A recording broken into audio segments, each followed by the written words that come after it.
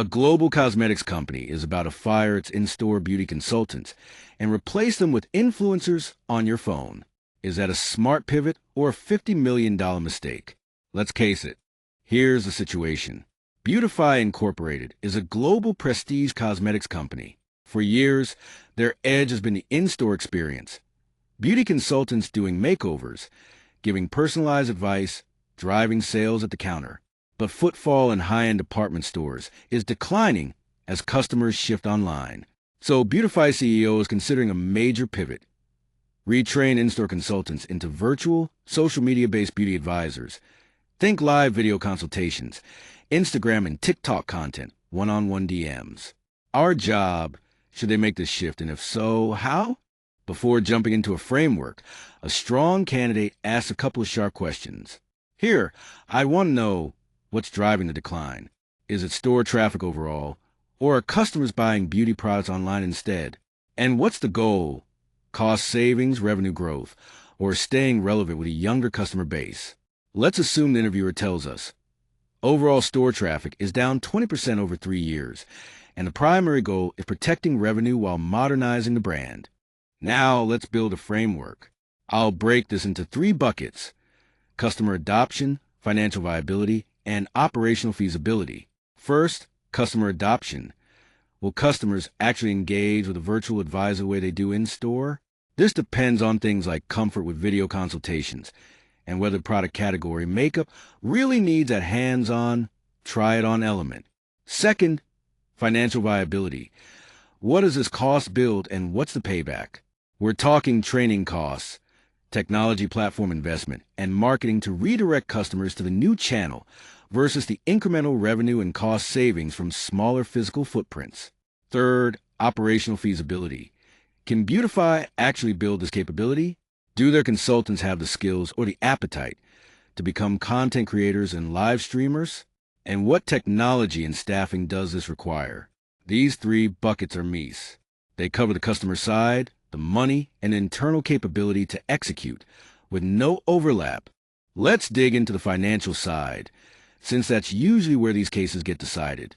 Say Beautify has 500 in-store consultants globally, each driving average annual sales of $400,000. So that's $200 million in consultant-driven revenue today. If they convert to virtual advisors, we'd expect some of that revenue to transfer, but not all of it, since some customers value the physical try-on experience and will be lost in the transition. Let's assume the case gives us data. 70% of customers say they'd be willing to try a virtual consultation. That's a reasonable proxy for revenue retention in the shift. So roughly $140 million of that $200 million could carry over. On the cost side, retraining and platform setup costs $30 million upfront, plus $10 million a year in ongoing platform and content costs. But, and this is the upside, Beautify can also close a portion of physical counter space, saving $25 million a year in real estate and staffing overhead. So, upfront investment of $30 million, annual net benefit.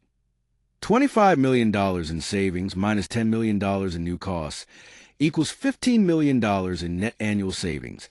And that's before even counting new revenue from a broader, younger digital audience. Payback period. $30 million divided by $15 million a year. That's a 2-year payback. That's fast for a strategic initiative like this. Before recommending anything, a good candidate pressure test a plan. 2 risks stand out. 1. Brand risk.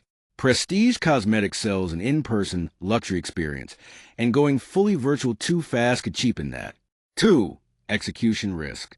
Not every in-store consultant will be a natural on camera, so Beautify needs a plan for retraining and possibly hiring some external content talent, rather than assuming a 1-to-1 conversion of staff. So here's the recommendation. Beautify should move forward with the pivot, but in a phased rollout, not an all-at-once switch. Start with a pilot in 2 to 3 major markets. Keep a smaller flagship physical presence for the luxury experience, and build a formal training and casting process for consultants moving into content roles. Given a roughly 2-year payback and opportunity to reach a younger, digitally native customer, this is a financially sound and strategically smart move, as long as execution risk is actively managed. That's how I'd structure and solve this case. Want to try it yourself with your own numbers and a live AI coach giving you feedback? Beautify Incorporated is free to access right now on Prepare Consult. Links in the description. See you in the next case.